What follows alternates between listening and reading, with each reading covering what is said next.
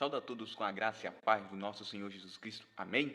Tema de hoje: por que Simão não recebeu o Espírito Santo? Vamos lá ver isso? Simão, o mago de Atos, capítulo 8, é um caso de uma pessoa que entrou na grande casa, mas não entrou na igreja, o corpo de Cristo. Ele creu exteriormente, mas não foi salvo, não tinha o Espírito. E quem não tem o Espírito de Cristo não é dele, como diz Romanos capítulo 8, versículo 9. A conversão de Simão, o mago, não foi real. Era apenas um professor, como são muitos que hoje aceitam o cristianismo, mas sem nunca terem se convertido. Atos capítulo 8, versículo 9 e 11. E estava ali um certo homem chamado Simão, que anteriormente exerce naquela cidade a arte mágica. E tinha iludido o povo de Samaria, dizendo que era um grande personagem, a qual todos atendiam, desde o menor até ao maior, dizendo: este é a grande virtude de Deus. E atendiam-no porque já desde muito tempo os havia iludido com as artes mágicas. Simão foi batizado entrando assim na esfera do reino de Deus, como muitos são batizados hoje em Cristo, sem terem crido de verdade. São cristãos? Sim. São salvos? Não. A menos que venha a nascer de novo. Se aplicarmos a parábola do joio e o trigo, Simão era joio no meio do trigo. Em Atos capítulo 8, versículo 12 ao 19 diz assim: mas como crescem em Filipe, que lhe pregava acerca do reino de Deus e do nome de Jesus Cristo, se batizavam tanto homens como mulheres. E creu até o próprio Simão, e sendo batizado ficou de contínuo com Filipe, e vendo os sinais e as grandes maravilhas que se faziam, estava atônito. Os apóstolos, pois, que estavam em Jerusalém, ouviram que Samaria recebeu a palavra de Deus, enviando para lá Pedro e João, os quais, tendo descido, oravam por eles para que recebessem o Espírito Santo, porque sobre nenhum deles tinha ainda descido, mas somente eram batizados em nome do Senhor Jesus. Então lhe impuseram as mãos e receberam o Espírito Santo.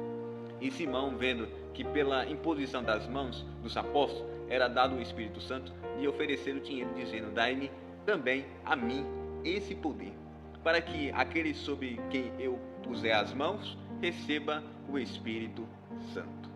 Existem 3 casos em Atos de pessoas batizadas, porém que revelam intenções falsas quando colocam à prova. O primeiro foi de Ananias e Safira, Atos capítulo 5, que acabam mortos por terem mentido ao Espírito Santo, daí terem recebido uma disciplina tão severa de Deus, e o que a Bíblia chama de pecado para a morte, algo que um crente faz que torna não adequado para continuar no mundo como testemunha de Cristo.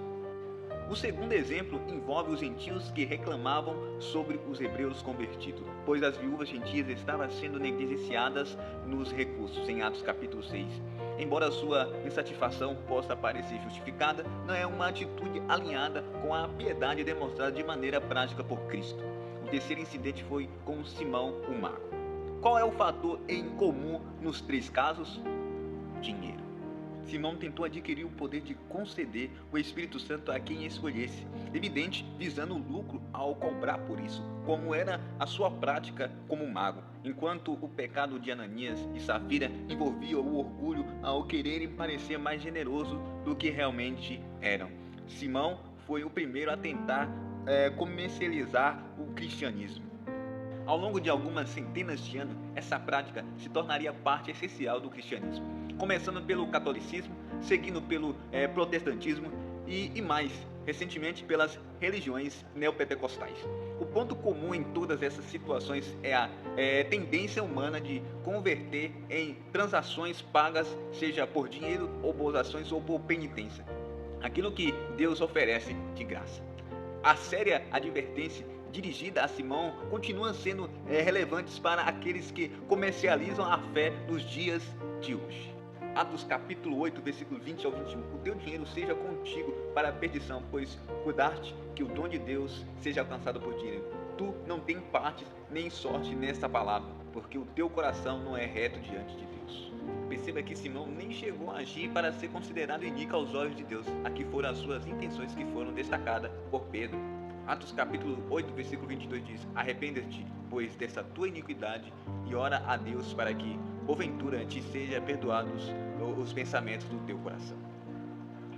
Pedro indicou que Simão ainda poderia se arrepender e verdadeiramente abraçar o Evangelho, mas Simão parece evitar confessar os seus pecados diante de Deus. Em vez disso, busca que Pedro faça isso por ele, ilustrando um comportamento de terceirização da salvação, esperando que outra pessoa interceda em seu favor. Em Atos capítulo 8, versículo 24, diz assim: respondendo, porém, Simão e disse: orai-vos por mim ao Senhor, para que nada do que disseste venha sobre mim.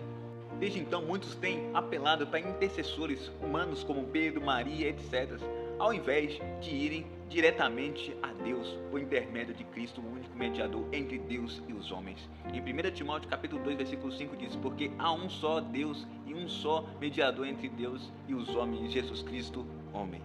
Que Deus abençoe a todos e fique e guarde essa palavra em seus corações. Em nome de Jesus.